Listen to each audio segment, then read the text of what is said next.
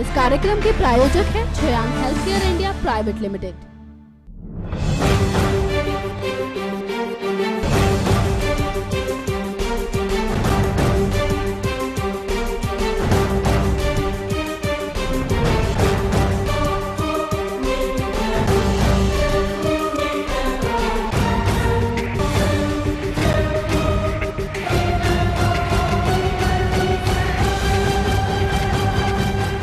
नमस्कार, मैं हूं आप सभी के होस्ट विनी गुलाटी। आप देख रहे हैं आप सभी का मनपसंद शो शाइनिंग स्टार। आज के शो में हम आपको रूबरू करवाएंगे Indian actress, voice artist, producer, television presenter और मिस इंडिया से। ये एक्ट्रेस किसी भी परिचय की मोहताज नहीं है। बढ़ती उम्र के साथ इनकी खूबसूरती कम नहीं हुई, बल्कि वे दिन ब दिन और निखरती जा रही है। हम बात कर रहे हैं जूही चावला की। साल 1984 में मिस इंडिया के खिताब से शोहरत पाने वाली जूही अभिनेत्री से लेकर फिल्म निर्माता तक का सफर तय कर चुकी है। करियर ही नहीं, जूही अपनी पारिवारिक जिंदगी में भी पूरे लुत्फ उठा रही है। आइए आपको रूबरू करवाते हैं जूही के कुछ देखे और अनदेखे पहलुओं से। जूही का जन्म साल 1967 13 नवंबर को अंबाला में हुआ था। उनके पिता डॉक्टर एस चावला पंजाबी थे एवं उनकी मां मोना गुजराती थी। जूही के पिता भारतीय राजस्व सेवा में ऑफिसर थे। जूही ने अपनी पढ़ाई फोर्ट कॉर्नेट मुंबई से की थी और अपनी ग्रेजुएशन मुंबई के सिद्धम कॉलेज से की। जूही पढ़ाई में हमेशा अव्वल रही। उन्होंने कॉलेज में पढ़ाई के दौरान यूही फेमिना मिस इंडिया के फॉर्म को भर दिया था और किस्मत देखिए कि उन्होंने ये खिताब जीत भी लिया। एक इंटरव्यू के दौरान जूही ने मिस इंडिया बनने का किस्सा सुनाते हुए कहा था कि उन्होंने ये सोचा भी नहीं था कि वो मिस इंडिया प्रतियोगिता को जीत भी पाएंगी, क्योंकि वहाँ उनसे और भी ज्यादा खूबसूरत लड़कियाँ थीं। इसके बाद जूही मिस यूनिवर्स प्रतियोगिता के लिए भी गई थी और ये जूही की पहली विदेशी यात्रा थी। जूही ने मिस यूनिवर्स प्रतियोगिता में बेस्ट नेशनल कॉस्ट्यूम का पुरस्कार जीता था। इसके बाद शुरू हुआ जूही का रुपहला पर्दे का सफर। जूही ने 1986 में मल्टी स्टारर फिल्म सल्तनत में अपना फिल्मी सफर शुरू किया।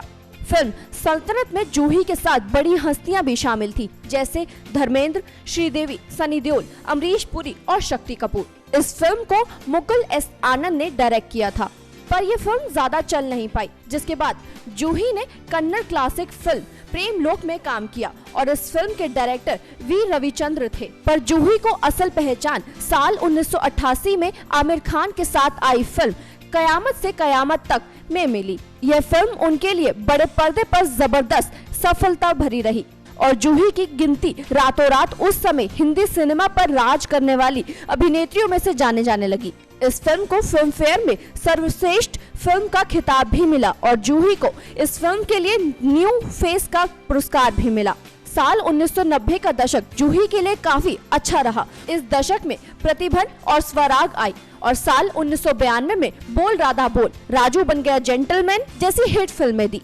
तो वहीं साल 1993 जूही के नाम रहा। इस साल जूही की सनी देओल के साथ आई लुटेरे, जैकी श्रॉफ के साथ यश चोपड़ा की फिल्म आईना, आमिर खान के साथ महेश भट्ट की रोमांटिक कॉमेडी हम है राही प्यार के और शाहरुख खान और सनी देओल के साथ आई यश चोपड़ा की फिल्म डर बॉक्स ऑफिस पर जबरदस्त हिट साबित हुई। इसके अलावा साल 1994 में साजन का घर, साल 1997 में यस बॉस और इश्क, साल 1999 में अर्जुन पंडित जैसी फिल्में भी सफल रही। ये वो दौर था जब जूही अपने बॉलीवुड करियर में सफलता के शिखर पर थी, लेकिन अपनी निजी जिंदगी में वो इस समय कई तरह की समस्याओं से जूझ रही थी। पर मानना पड़ेगा, जूही की जिंदा दिली को उन्होंने कभी भी अपने करियर या अपने व्यक्तिगत जीवन पर असर नहीं पड़ने दिया। भले ही हालात कैसे भी हो, उन्होंने खुद को हर तरह से संभाला। चलिए आपको दिखाते हैं कि अपनी खूबसूरत मुस्कान से सबका दिल जीतने वाली जूही ने जिंदगी में कितने जख्म सहे और साथ ही उन्होंने कितनी और ऊंचाइयों को छुआ। अपने फिल्मी करियर के दौरान जब जूही बुलंदियों पर थी, तो वहीं दूसरी ओर उनके व्यक्तिगत जीवन में उन्हें कई बड़े झटके लगे। साल 1998 में जब जूही डुप्लीकेट की शूटिंग पर थी, तब उनकी मां मोना का एक दुर्घटना के दौरान निधन हो गया था। तो वहीं उसके बाद उनके पिता एक लंबी बीमारी के बाद चल बसे। वर्ष 2000 में उनके भाई बॉबी स्ट्रोक पड़ने के बाद कोमा में चले गए थे और उसी साल 9 मार्च को उनका भी निधन हो गया। निजी जिंदगी और पेशेवर जिंदगी में इतने उतार चढ़ाव के बावजूद जूही अपने चेहरे पर मुस्कान लिए आगे बढ़ती रही। 2000 के दशक में जूही ने व्यावसायिक फिल्मों से हटकर आर्ट फिल्में और स्वतंत्र फिल्में शुरू कर दी। फिल्म 3 दीवारें के लिए उनको स्टार स्क्रीन सर्वश्रेष्ठ सहायक अभिनेत्री का पुरस्कार भी मिला। इसके अलावा उनकी फिल्म माय ब्रदर निखिल और झारखंड बाइट्स को भी आलोचकों ने काफी सराहा। और 2008 में जूही रवि चोपड़ा की फिल्म भूतनाथ में भी नजर आई और ये फिल्म बॉक्स ऑफिस पर काफी सफल साबित रही। जूही ने क्रेजी 4 और लक बाय चांस में भी अपना अभिनय दिखाया। हर साल जूही की कोई ना कोई फिल्म तो जरूर आती रही, लेकिन वो फिल्में इतनी हिट साबित नहीं हो पाई। फिर कई लंबे समय बाद जूही 2014 में रिलीज हुई फिल्म गुलाब गैंग में पहली बार माधुरी दीक्षित के साथ नजर आई। पहली बार खलनायिका अवतार में उतरी जूही ने फिल्म में लाजवाब अभिनय किया। इतनी सफल फिल्में करने के बावजूद जूही को अपने करियर में दिल तो पागल है, राजा हिंदुस्तानी फिल्मों को इनकार करने से काफी पछतावा हुआ था। अपने करियर में शाहरुख खान और आमिर खान के साथ जबरदस्त हिट फिल्में देने वाली जूही सलमान के साथ कोई काम नहीं कर पाई। जूही ने बॉलीवुड इंडस्ट्री के अलावा और भी कई फिल्म इंडस्ट्रीज में काम किया है, जैसे तेलुगु, तमिल, मलयालम, कन्नड़ और पंजाबी। जूही ने साल 1995 में व्यवसायी जय मेहता से शादी की। दोनों के 2 बच्चे हुए, जानवी मेहता और अर्जुन मेहता। जूही फिल्मों, विज्ञापनों, सामाजिक कार्यों, फैशन शो में सक्रिय होते हुए परिवार के साथ जिंदगी का पूरा लुत्फ उठाती रही। वैसे बॉलीवुड में कई ऐसी अभिनेत्रियां हैं जो अपनी शादी और बच्चों के होने के बाद फिल्मी दुनिया को अलविदा कह देती है, लेकिन जूही ने ऐसा कुछ नहीं किया, बल्कि वो अपनी शादी और अपने बच्चों के होने के बाद भी बॉलीवुड की दुनिया से जुड़ी रही और तरह तरह की फिल्मों में लाजवाब अभिनय करके हमेशा रुपहले पर्दे को अपनी मुस्कान से सजाती रही।